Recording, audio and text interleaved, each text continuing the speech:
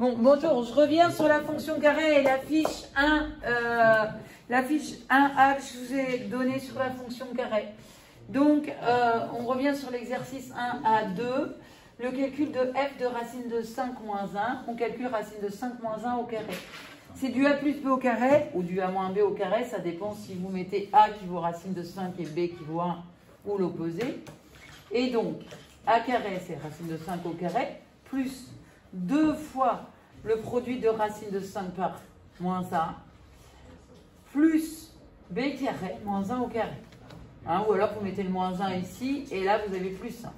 Et ça nous donne donc 5 moins 2 racine de 5 plus 1, 6 moins 2 racine de 5. On nous demande de calculer aussi f de 1 moins racine de 5. En fait, on s'aperçoit que de f de 1 moins racine de 5, ça donne aussi 1 au carré 1, moins 2 racine de 5, le double produit de 1 par racine de 5 fois 2, donc le double produit, plus 5 racine de 5 au carré. Donc ça donne la même chose. Alors pourquoi? Parce que la fonction carré est une fonction qui est paire. Sa représentation graphique est symétrique par rapport à l'axe des ordonnées. Donc si vous prenez un A et un moins A, alors là vous allez me dire c'est à l'envers. Non, non, ce A là il est négatif, admettons, et l'autre positif. Eh bien l'image de A au carré est la même que l'image de moins A au carré. Moins A fois moins A, ça donne A au carré. Donc c'est pourquoi on a 1 moins racine de 5 au carré qui est égal, c'est trop bas, à racine de 5 moins 1 au carré. On ne voit pas la caméra. Hop. Voilà ce que j'ai écrit ici. Bon, bah de la même manière, ici, on a le carré de 3 plus, moins 3 plus racine de 7, moins 3 au carré 9, double produit moins 3 fois racine de 7 fois 2, moins 6 racine de 7, plus racine de 7 au carré, ça nous donne 7. Et le carré de moins 3 plus racine de 7 est donc égal au carré de 3 moins racine de 7. On voit pas quoi maintenant?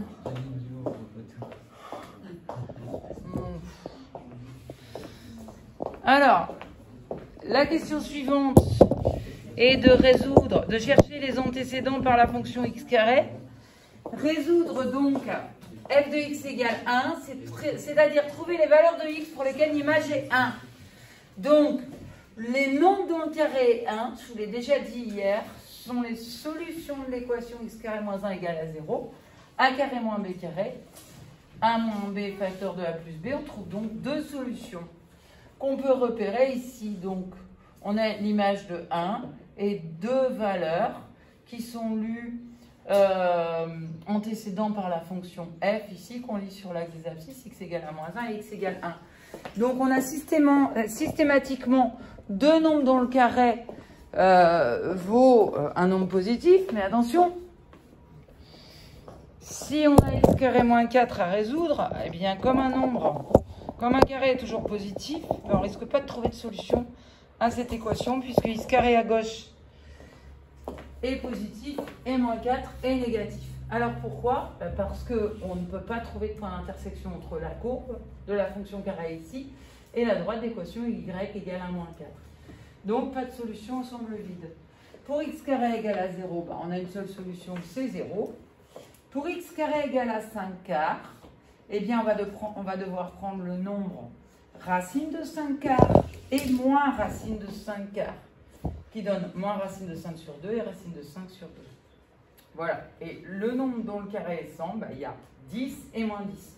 Donc on n'oublie pas qu'il y a toujours une solution positive ou une solution négative lorsque le carré est strictement positif.